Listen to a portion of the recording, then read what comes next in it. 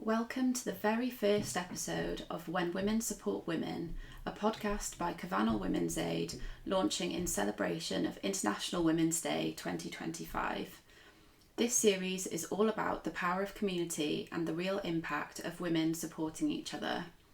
In today's episode, we're exploring the theme of a community of care, and I'm honoured to be joined by Su McConnell, Chair of Monmouthshire County Council, and Helen Swain, Chief Executive Officer of Cyfannol Women's Aid. Together, we'll be discussing the importance of community support and the ongoing work to ensure women feel safe from violence, abuse and harm. Before we dive in, a quick content warning. This episode includes discussions of violence against women, domestic abuse and sexual violence. If you or someone you know needs support, we'll share details at the end of the episode on where to find help. Thank you so much for joining us.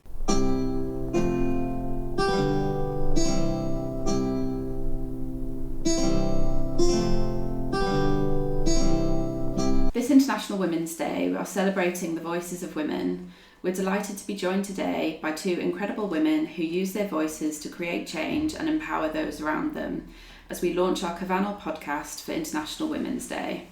Helen Swain has been the CEO of Cyfannol Women's Aid for 14 years. Su McConnell is the County Councillor for Cyfannol and the current Chair of Monmouthshire Council. Thank you both for joining us today. We're looking forward to hearing about what motivates you, chatting about the work Cyfannol does, and reflecting on the importance of working together across our communities to tackle violence against women, domestic abuse and sexual violence. So before we dive into your roles, we'd love to hear a bit about what drives each of you. Could you share your background and what inspired you to work in your respective roles? Oh, hi, yes. Hi, Thank you. Yes, I've been a county councillor for a couple of years now.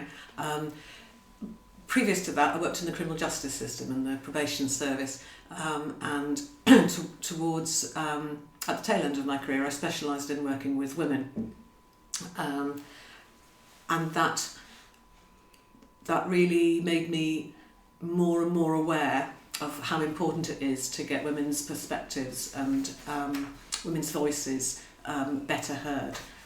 So you can't be heard if you're not represented. You can't be heard. So I think part of my motivation to become a county councillor and to represent was just that we need more women doing that. And I'm really proud to say that Monmouthshire County Council is in fact, the councillors are now 50-50 split, women to men. Fantastic. Yeah, first council I think to do that. Wow, that's amazing. Mm. Okay. Helen, do you like to? Yeah, so I when I left university, I thought I wanted to be an accountant, bizarrely, and pursued my sort of first role in a manufacturing environment in a factory in the accounts department, and I literally just had an epiphany one day. I was like, wow, there's like 2,000 people work here to produce something that goes in a car, and I was just like, no, this is just really not for me. And I just had this real urge to kind of work with people and for people. The first opportunity I stumbled across actually was with one of our current partners, the Woolwich, to sort of volunteer in homelessness services. I'm talking about 30 years ago now. But they had an amazing volunteering scheme that really kind of invested in the training and experience of the volunteers. So I did that sort of for a little while, and that was it. I was sold on kind of homelessness, support services and working in that sector, and was quickly sort of able to move on to paid work. And then at some point along that journey, and sort of listening to people I got to know who previously worked in women's aid, and telling me stories about sort of working in women's aid in the 70s and the 80s, and I was like, oh yeah, that's what I need to be doing. And sort of second time lucky, kind of got the role at Cyfannol or Turbine Women's Aid as it was 14 years ago. And yeah, this is it.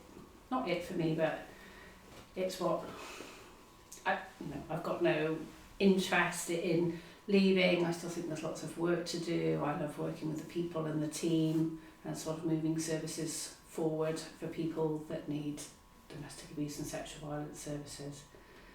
So, yeah. Oh, thank you both That's so right. much. Yeah, it's really great to kind of hear about what motivates you and get an understanding of your backgrounds and your journeys. That's great. So can you both describe your roles? So Sue, yours at Monmouthshire Council, and Helen, yours at Cyfannol Women's Aid, and how they intersect in supporting the community. I'm the Chief Executive Officer, so I'm the overall leader at Cyfannol, accountable to our Board of Trustees. So how would I describe my principal responsibilities? Overall, it's obviously to sustain Cyfannol, which is kind of around keeping us strategically relevant to local and national government, and sustaining the funding that we need to deliver the services. On top of that, obviously, we need to continue offering the holistic services that are accessible to everybody in the communities that we serve, especially women and children. We need to make sure that we can strive to support people in the community to sort of feel safer, to gain a bit more control over their life, and through engagement with us, perhaps open up their sort of choices and support them in their decision making. And I think in order to do that, one of the most important things that I need to do is ensure that the team that we employ are the right people to deliver that. So, you know, and that's not easy in this day and age, but, you know, we spend a lot of time and energy investing in finding the kind and compassionate people that we need to work for Cyfannol, to deliver the services, so that we do no further harm in our engagement with people in the community that need it. I'm the County Councillor for Cyfannol Ward, so my job is to represent my residents in the decision-making processes that the council makes, to make sure that their needs are taken into account and their voices are heard. That's always important. So that also involves me being in contact with individuals who might want help, or who have ideas. The council does council works in partnership with lots of different groups and bodies, some of whom are organisations, professional organisations, some of whom are volunteers, quite often a mixture of the both. So it is really, the art of it is to knit together all those things to make sure that we get the best possible results. In terms of how the work of the council intersects with the community, and serves the community, our job is to serve the community and support the community. That's what the council is for. So and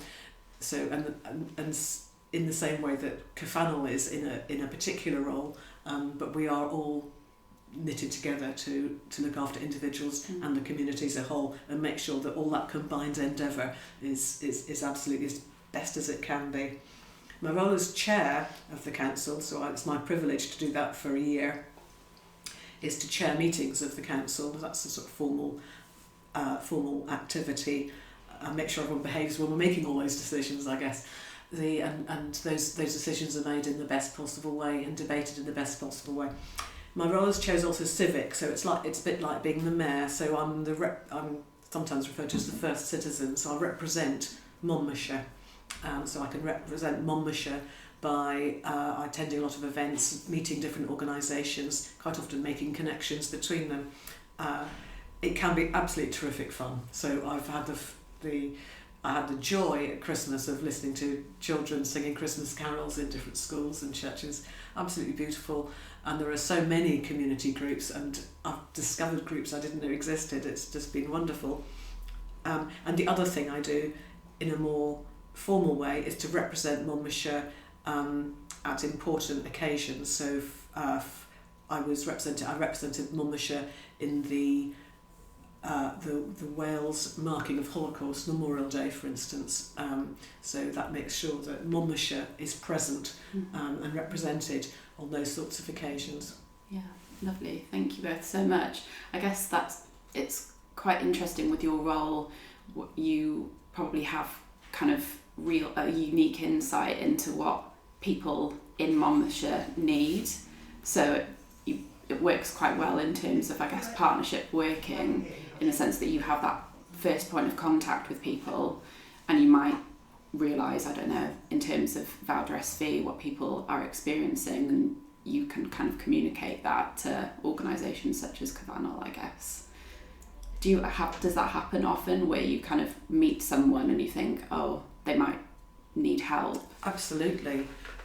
So, not least because of my professional career, violence against women is endemic in our society. We all know somebody. We either have experienced it ourselves, or we know somebody who has. We may not know we know, but we do. It's so endemic, and so much of it is about being receptive, or knowing that, and being receptive to someone who may be trying to communicate that to you, or who may communicate it to you straightforwardly. But it's important to be receptive to that, and then to know, or to feel confident about how to offer help or how to signpost. Which is why it's so great to be with you here today. Thank you. So, Cyfannol Women's Aid has been supporting people impacted by violence against women, domestic abuse and sexual violence, or Voucher SV, for over 45 years, delivering person-led and trauma-informed support. How do you both think things have changed during this period? Yeah, sort of reflecting on my 30 years in the sector and the wider sector, I think things have changed a lot for the positive, unfortunately, also some not so. On the positive, yes, in my time at Cyfannol, we've had changes in the law, recognition of like coercive control, for example.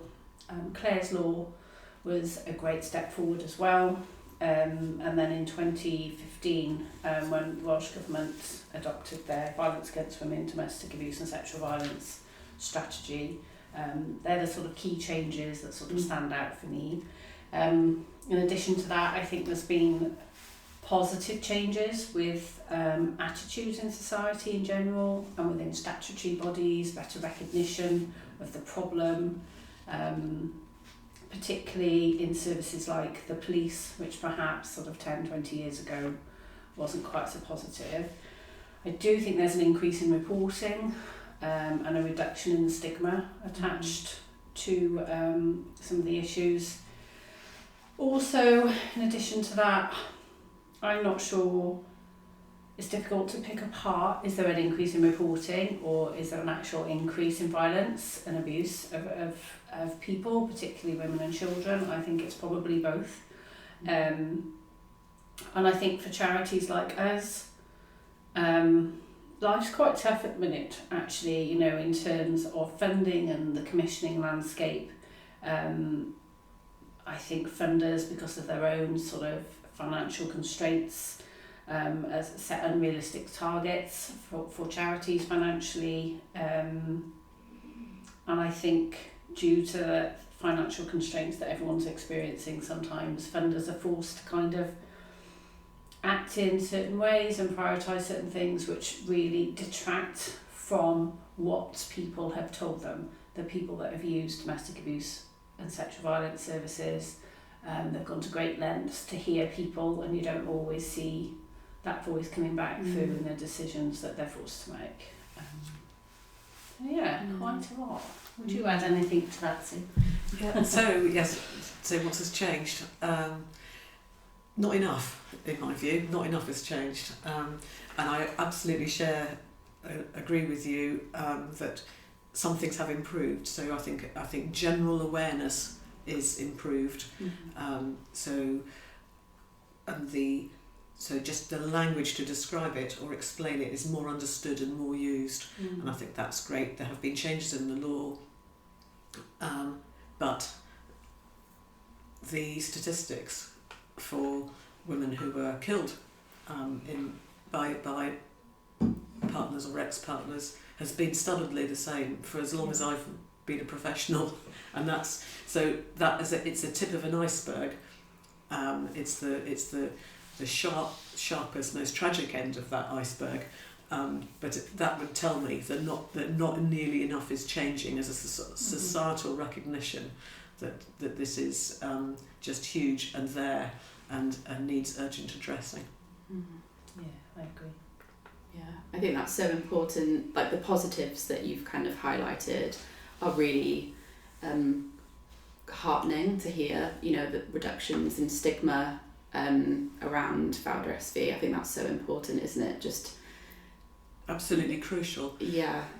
Absolutely crucial, because the victims and survivors in this so often express or feel so much shame and embarrassment about their experiences when they absolutely shouldn't. And that's not a criticism, but there's the need to recognise that and take that into account is just so important.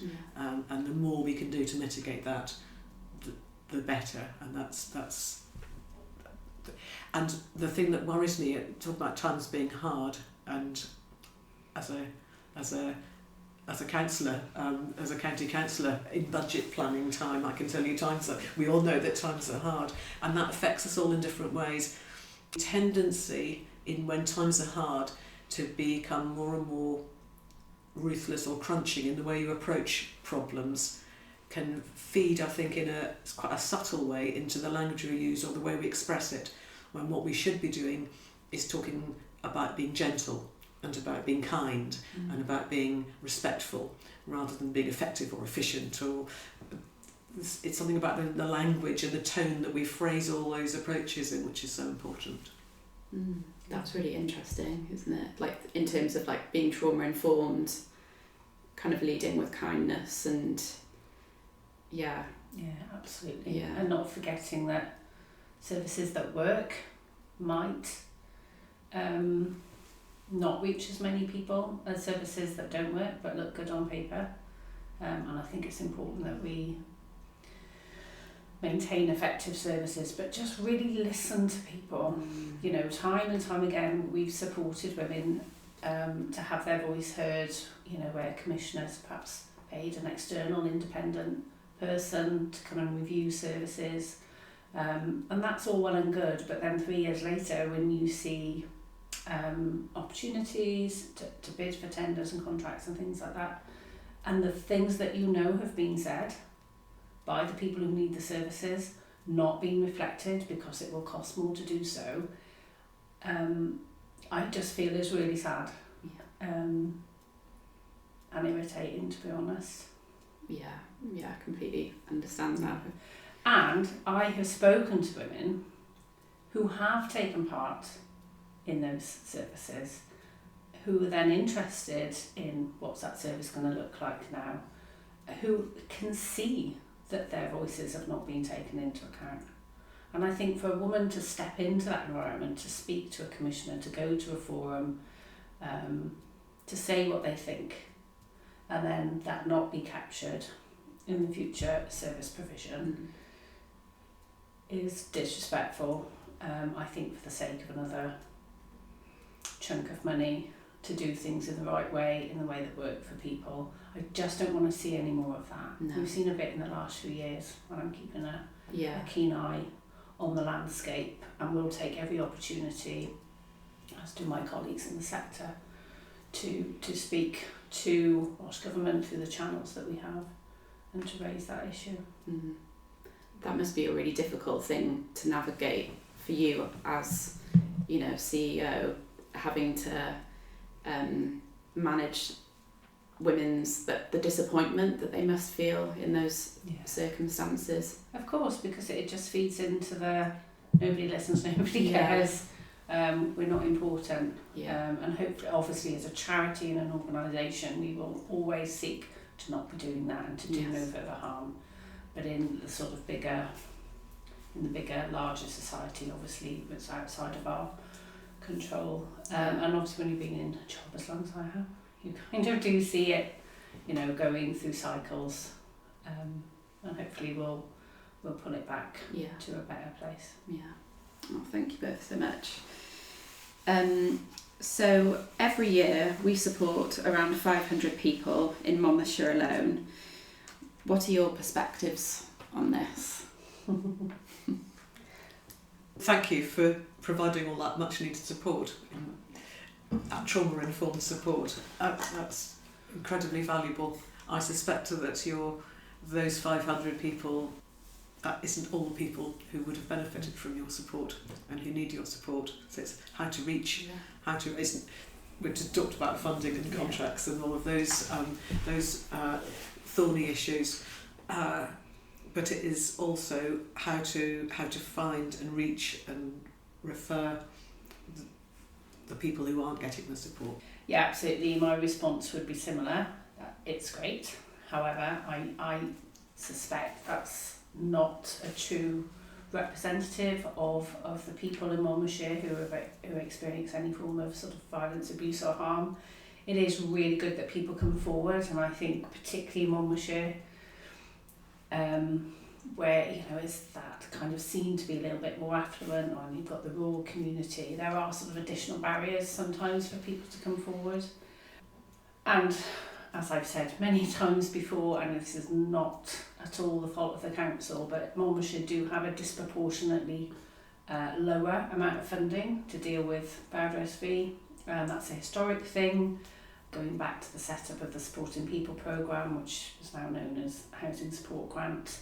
Hopefully, there's been some good news on the funding front from Housing Support Grant from Welsh Government, so hopefully that will be addressed in Monmouthshire and hopefully sort of balance out a little bit. And I think, the value of charity is that most charities, and certainly not Cyfannol, we don't rely only on that statutory funding to do what we do. We're really good at leveraging in other support. That could be other sort of grant funding from Welsh Government or the local council, but like lottery, children in need, all of those sort of grant givers, we're really good at leveraging that in to sort of match up with the statutory funding and to deliver more holistic services for those 500 people and hopefully the other people that will come forward in years to come. Thank you both. So being trauma informed is vital to supporting survivors. From your perspectives, why do you think that this approach is important? We were talking about this a bit earlier. People who've experienced trauma will have real difficulty in believing in themselves. They'll have a lot of difficulty in believing in the person who may be in a position to help them. So it's absolutely crucial that any work done in that area is respectful and trustworthy, and trust has to be won. Trust isn't going to be won by an approach which is critical or thinks it knows it all. Or to be trauma informed means not only to be aware that trauma has existed, but to be aware of how that can play out. So any approach which is judgmental or aggressive, and I mean aggressive in written communication must be quite aggressive. You failed to attend something, or you have not done this, or so it can be quite small things which will immediately alienate somebody who's already raw from their own experience of trauma. And the other thing which trauma-informed practice is making us more and more aware of in the wider sense is that the trauma involved with domestic abuse, sexual violence against women, is it affects all the people around them, and in particular people they care for. So the idea that children weren't present during an incident means the children aren't affected. Children will be affected by a very frightened, an atmosphere of fear or control. So it's really a deep understanding of how that plays out, and then how that has to be counterbalanced. So I can just say, as a tiny example, I was visiting a woman the other day, and when she opened the door, she said, "Oh, I'm sorry, the house is a complete mess, don't judge me." And it just came automatically out of my mouth, I don't do judging.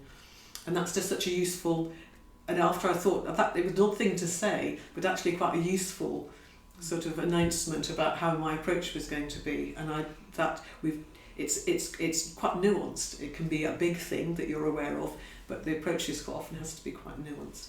Mm-hmm. Yeah, well said, Sue. I completely agree with all of that. I think, being trauma informed, it is literally the only way that services should work. And the beauty of it is so simple and it's so meaningful. And obviously it's sort of embedded in being kind and being compassionate. And I think I would just urge people to really understand what it means. I think there's a lot of misconceptions about the word kind, that it can mean soft, or it can mean that you don't protect yourself. But obviously, a couple of hours of reading online or having a bit of training around trauma-informed practice will tell you that's not what it is at all. You can still have boundaries and you can still look after yourself, stand up for yourself, but you can still have difficult conversations or deliver news that's not going to be welcome, but it's in the way that you do that so that you do no further harm to the person that you're working with. And I think it's not just something that we encourage our team members to do.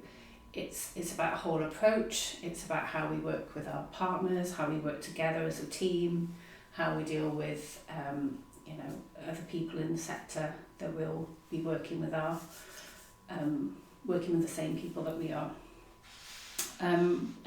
Most people that we work with, despite whatever their current issues around violence against women, domestic abuse and sexual violence, whatever's going on for them right now, unfortunately most people also have childhood adversities, that kind of, lots of things that have gone on for them for a long time, including childhood.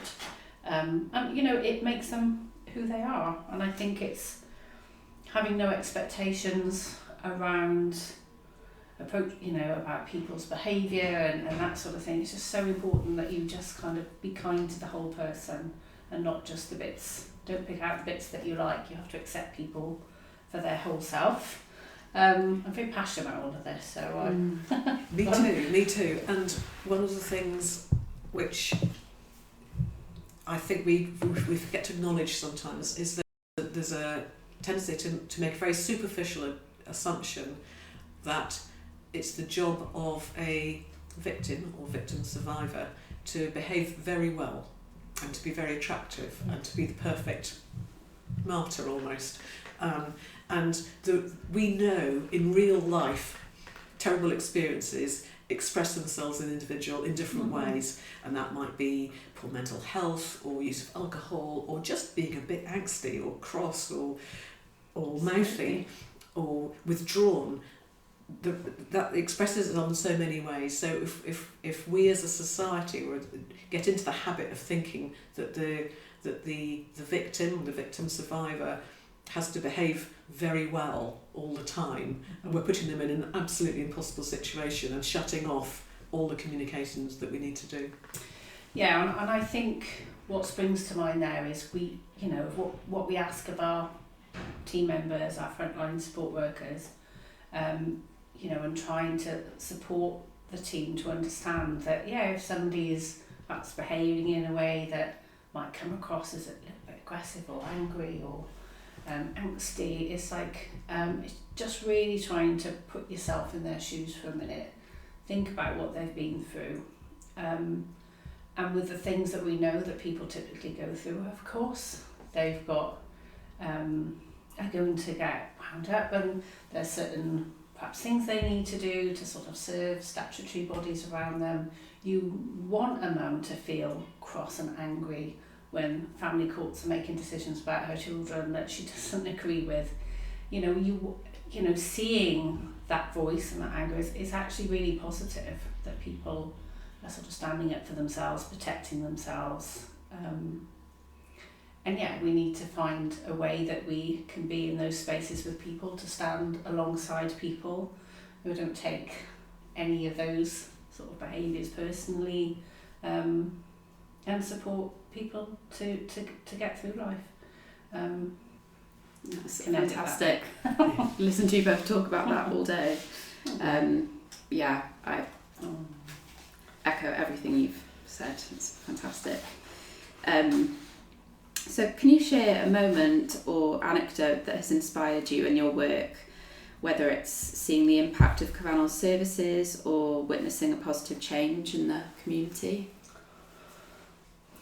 I'm going to, you wouldn't be expecting this answer, I don't think.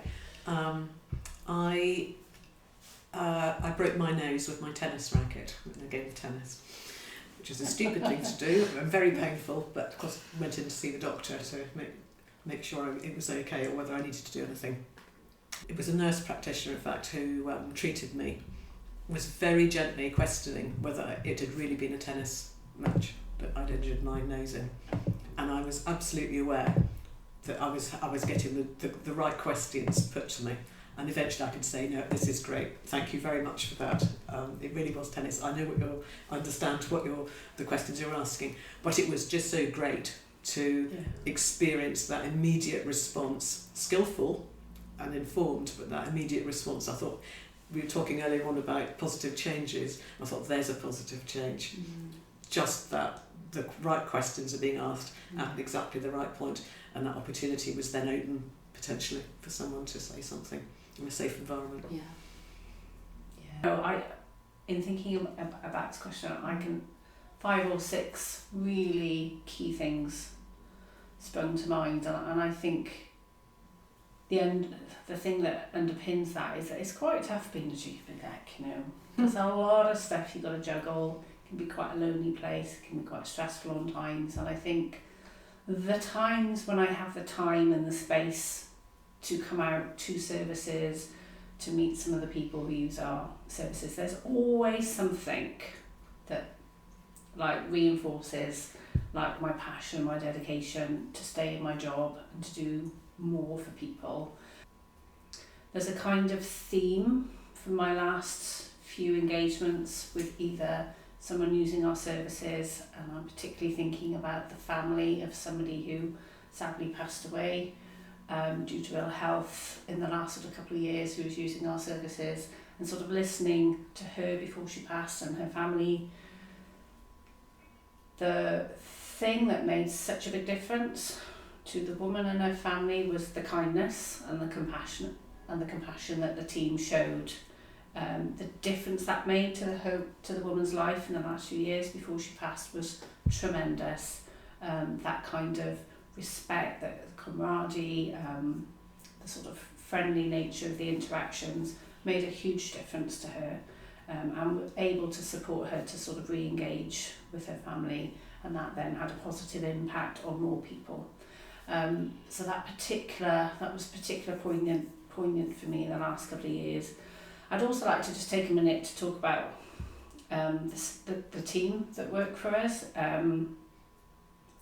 because, as I'm sure it's no surprise, we do have lots of people that work for us who've got their own lived experience, and there are times like in the last couple of years where a team member, perhaps they've suffered something like a bereavement or something like that, and where they've sat with me and said, actually working here has saved my life. It's brought me back around from a trauma that might be unconnected to violence against women, domestic abuse, sexual violence, but as a trauma nonetheless.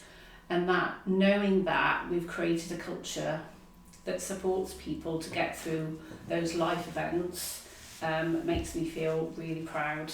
And I love that we have people who join Cyfannol feeling like, oh my God, this is amazing. I'm finally working in women's services. And we've had such amazing a range of team members. You know, we've got managers who started as the cleaner. We've got leaders who started in admin roles on reception jobs. We've got people who've been support workers for 15 years who just love their job, completely dedicated to it. And I love that that's that culture of kind of recognising the sort of talent, and sort of encouraging people really to focus on their strengths and sort of push forward in their career. So when I thought about that question, I was split between all the people I've met that use our services and also our team, and how they inspire me to stay in the role a bit longer. Yeah.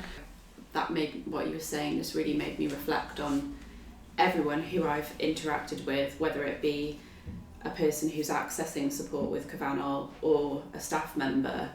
I come away from every interaction kind of just in awe of everyone. It's a really special place. I think it's fantastic. Yeah. And again, hearing that from a team member, I'll add that to my list of inspiring moments. Thanks, Ursula. Yeah. So moving on to kind of the council's role in supporting Cyfannol and raising awareness of our services. What role do you both see councils playing in raising awareness of Cyfannol Women's Aid and VAUDA SV more broadly within the community? So from the council's point of view, the council now, we have what we call Ask and Act training. So everyone who works for the council and all elected councillors as well have been trained in to increase their awareness and to feel confident in any response they'd make as an individual, how they might act. And that's the same for all council staff. So that's spread right across Monmouthshire. So that's there. It's about asking the right questions and then knowing how to signpost to agencies like yourself, like Cyfannol for instance, and then to support those agencies. At a higher level, the council's within the regional, across regional boards, so public protection, there's a board specifically for violence against women, sexual violence, domestic abuse. So that the council is that sort of knitted into the work that we do. Talking about violence against women, a lot of the discussion will always be about what we do after the event, after that has happened. So about that side. Going further upstream is also important as well. So the council works with schools to make sure that work is done with children on safe relationships and again, when times are hard, it's very difficult to get that balance right, to invest in preventative, when you talk about awareness training, actually about awareness training which will allow people to approach the whole subject of relationships and behaviour differently, and that's going upstream. So the council, we do what we can there as well, so that's knitted into the work we do with schools. And then safeguarding itself runs right through the organisation. So every decision the council makes, every policy it has, every strategy it has is underwritten by safeguarding considerations, which of course include that bit of safeguarding that we're talking about today, but that is just knitted into every decision that the council makes. Yeah, I don't think I would have too much to add to that. I think absolutely it's around the council educating themselves, which clearly they do, and the public, which clearly they do, so that's great. And yeah, you know, supporting our sort of local campaigns, our national campaigns, days like today, where we're engaging. It's particularly great to hear about the Ask and Act and all those sort of like bystander programmes, because they're so important, I think, for pushing societal change. And yeah, just kind of from Cyfannol's individual perspective, it's just to keep supporting us, keep acknowledging the challenges around the funding, and how, certainly primarily that support workers on the front line aren't really paid enough for what they do, and we can all acknowledge that problem and keep raising it through the channels that are open to us. It's great to hear that the council are endeavour to take an approach that focuses on meeting people's needs, perhaps when they have experienced violence, but also focusing efforts on prevention as well. Yeah, and I think the danger, when times are really hard financially, as we're all experiencing, there's that inevitable pull back to sort of crisis services, and it's great to see that there's still that stretch and that vision really to look at preventative services and sort of input for children who might be kind of on the fringes or slightly at risk of experiencing domestic abuse or witnessing within their own home. It is the only way to reduce the demand on services in the future, is to intervene for children at a younger age. Yeah, thank you. So in 2024, Monmouthshire County Council selected Cyfannol as the chair's chosen charity. Why was this decision made, and what does this recognition mean for both of you? So it's my privilege to choose a charity for the year that I'm in office, and because of the work I've done in my professional life as well as in my community as a councillor,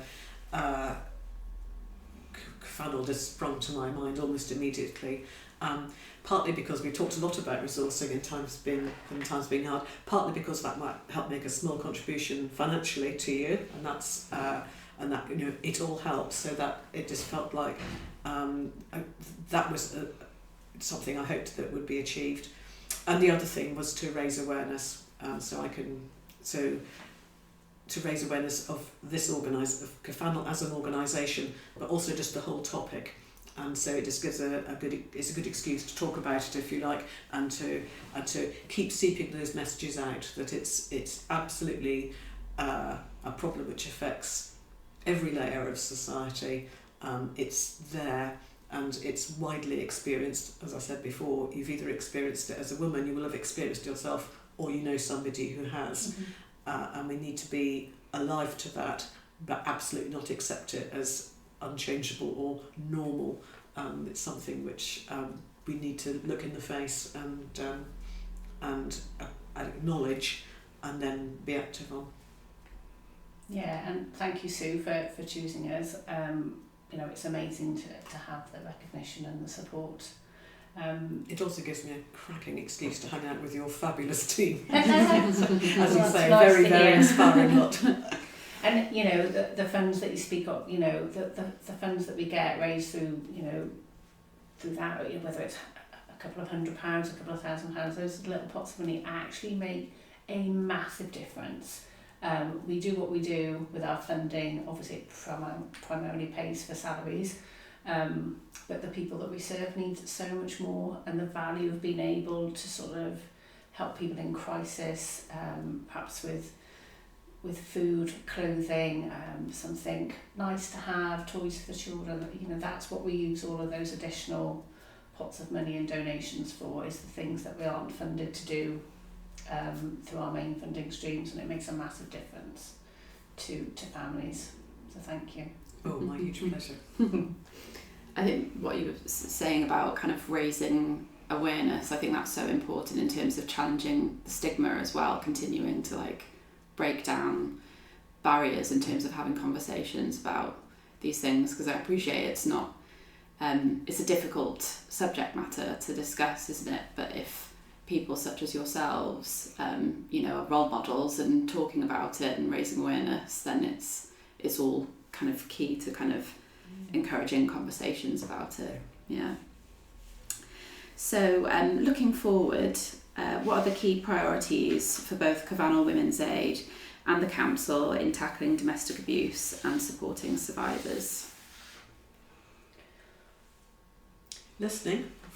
I think the Council needs to prioritise its listening, and that's, as a county councillor, that's part of my job, is to amplify the voices that must be heard, if you like. So in my knowledge of the work that you do, that's something that I'm very happy to be part of, feeding into decision making and strategies and policies and things, exploring more about the work that council might be able to encompass upstream. So not the crisis services, but the preventative services.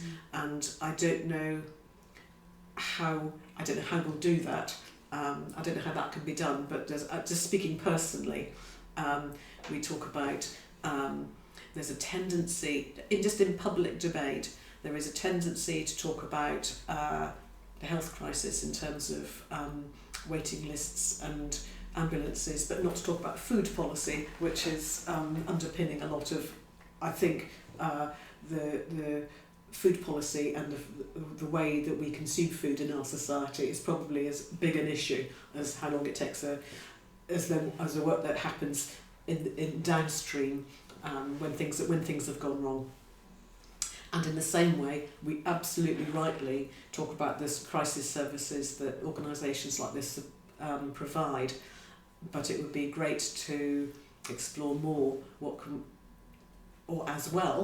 to explore what we can do upstream to just change the way that people think that society approaches this whole topic about relationships and equalities and what is normal and what is right. And I don't know how to do that. I'd love to hear from somebody who's got any ideas, but that would be my interest looking forward, is changing upstream how all this happens. Yeah, I think looking forward into the very near future, one of our priorities is to work hard to keep the specialist services in Monmouthshire, and to be successful in sort of upcoming funding opportunities. And absolutely resonate with, the key thing is to listen to people and to ensure that we keep evolving our services in line with what we hear from the experts, from the people who have been through violence and abuse. We're really excited to be opening our first Monmouthshire Cyfannol property in the next couple of weeks. So that's a move-on property that we've been able to purchase with Support for Welsh Government Capital Grant, and in not obviously the most important thing is that it's a lovely family-sized safe accommodation for somebody to move on from refuge, and the wider issue is obviously it's supporting the council sort of to alleviate their duties, to alleviate the pressure on housing stock, and sort of cut down the length of time that people are having to stay in refuge way beyond the time that they need to be there. I think that they're the main things, and I think what we will do also, we're kind of really focusing on engaging with people using our services at the moment, and whilst we want to keep our core services alive and kicking in Monmouthshire, what's really important is, like I mentioned earlier, that the other things that we can leverage in around children's services, counselling, sexual violence advocacy, those sort of add-on services really that make that sort of holistic package that people need. Lovely, thank you both so much. I really kind of resonated what you have both said about centering voices and how important that is in terms of just really making an effort to centre people's voices who've had lived experience, because like you said, they are the experts, and to continue that effort, like regardless of how commissioners or funders may respond to people, that we as kind of organisations always keep that at the core. I think it's so important. So what message would you like to send to the community about how we can make a change together? Okay, here's two messages to the community. One is, if you're listening, just Google Su McConnell's Just Giving page and send some dosh to this great organisation. So you can do that straight away, and it all helps, and it will be very well used. The other message I'd give to the community is, we're listening, we're here, we see you, so please talk with us. And when I say we're listening to you, I mean we are, and I am listening to, ready to listen to anyone who's looking for help because of their experience of domestic abuse, sexual violence. So please believe that we're listening, and we will do our best to support you and to signpost you to organisations such as Cyfannol. So please do that. But also to the community, I would also say I'm also listening and interested in what support you think you can give us in moving forward, what ideas you have, how you'd like to contribute to this, because we all do much better when we do things together. Yeah, that's lovely. Thank you, Sue. And similar message really. My message would be is if you are experiencing violence, harm or abuse in any way, please do come forward. If Cyfannol is potentially the right service for you, we've got the warm, friendly hub here in Abergavenny. We've also got some outreach spaces which you can find on our website. We have a really kind and compassionate team and a range of services for you and for children or your wider family. And I think it's also, don't be a bystander, which we've talked about quite a bit today.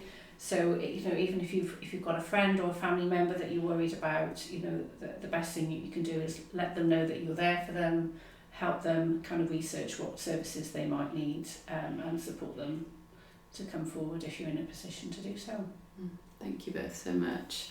I think that's so important, isn't it, in terms of reaching community members and kind of encouraging them to kind of reach out and signpost people to services like Cyfannol. I think when I've spoken to people about what Cyfannol does, often people feel or express that they feel powerless to help other people, or that vowed-rest-fee is such a huge kind of complex problem, like you were saying, Sue, that it feels like, where do you start kind of thing, and you kind of feel a little bit helpless. But there's actually power in kind of knowing what organisations such as Cyfannol and the council try to do, and that there is support out there, and there's power in just your ability to signpost people to services. Absolutely, yeah. And I'd just like to add, for anyone who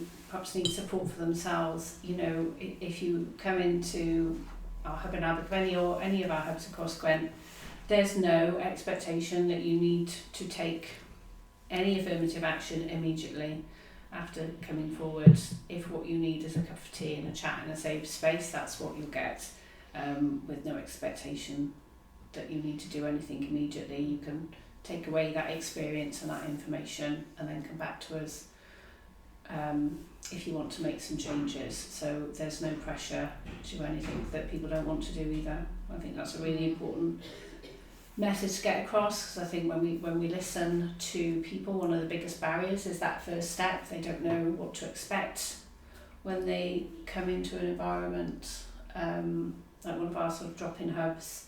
There'll be no pressure to do anything that you don't want to do. Oh, well, thank you both so much.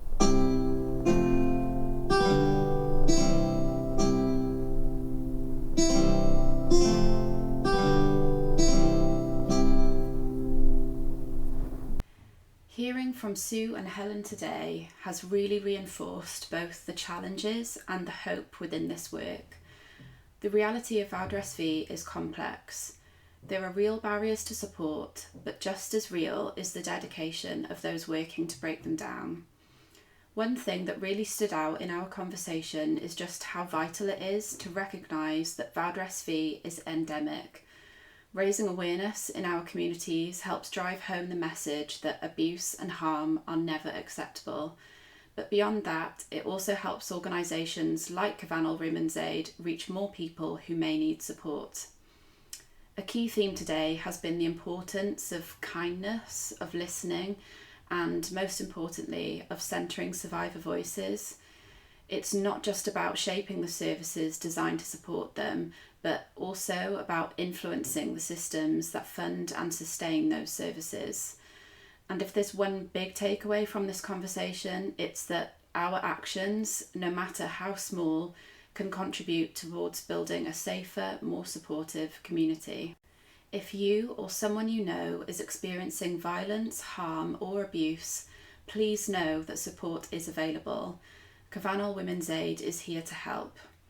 If you're in Monmouthshire, you can call us on 03300 564456 and select option 3, or email monmouthshire@cyfannol.org.uk. You can also drop in to any of our hubs across Gwent between 9:30am and 4:30pm. You'll find all the details on our website at www.cyfannol.org.uk under the Our Services tab. And if you prefer, you can arrange a call back from one of our team members through our website. For 24/7 free and confidential support, you can also contact the Live Via Free helpline. You can call the helpline on 0808 80 10800, or you can text them at 07860 077 333. You can also email them at info@liveviafreehelpline.wales, or alternatively you can use the live chat at www.gov.wales/live-freer-free. You are not alone. Support is always available. A big thank you to Su McConnell and Helen Swain for joining us today, and to everyone who has tuned in to listen to our conversation. Happy International Women's Day.